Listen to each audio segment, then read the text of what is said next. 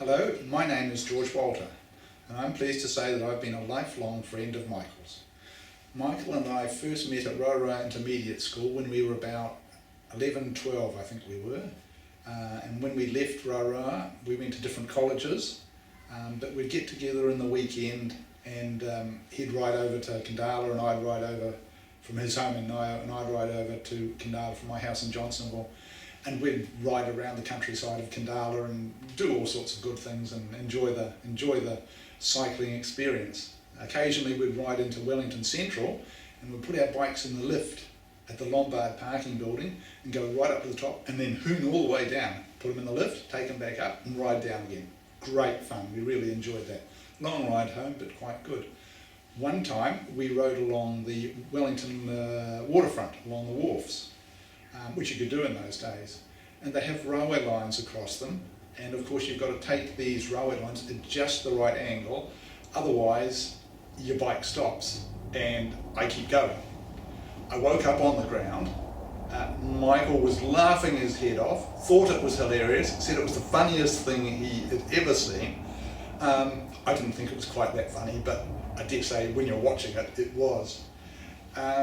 Michael bought a Triumph Spitfire when he got old enough and rich enough to get a car like that, and he really enjoyed that. That was a great little car.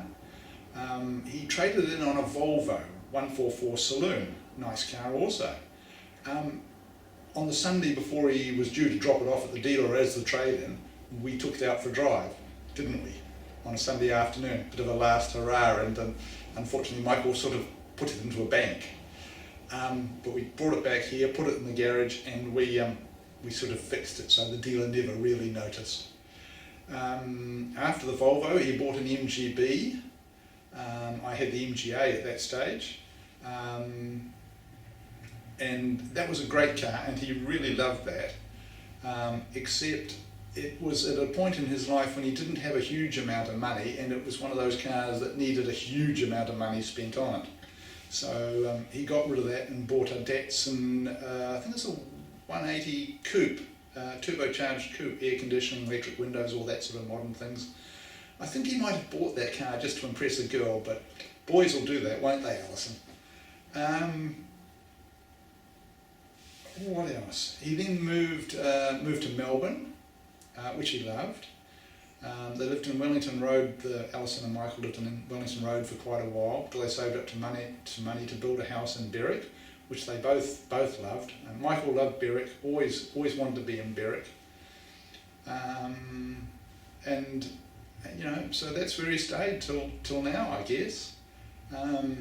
You could be sad that things didn't work out in the last few years for Michael, but I think he had a pretty good life in lots of ways.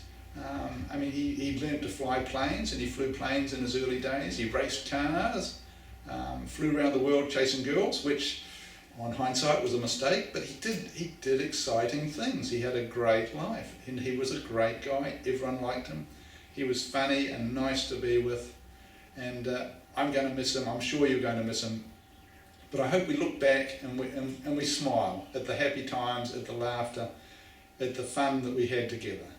Thank you.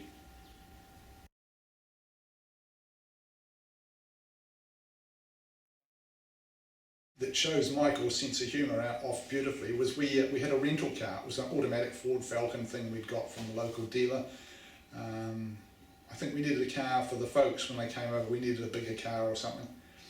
And we've been driving around in this Ford Falcon thing for a while, and I think Alison was in the back seat and she went, "Michael, why are you changing gears?" And Michael had done this beautiful sneaky little thing where he'd change gears and just lift off the throttle a bit so you'd think it was a manual, but it was an automatic. It was hilarious. It was really well done, and it took us we'd been in the car half an hour before we noticed. Clever guy, great fun.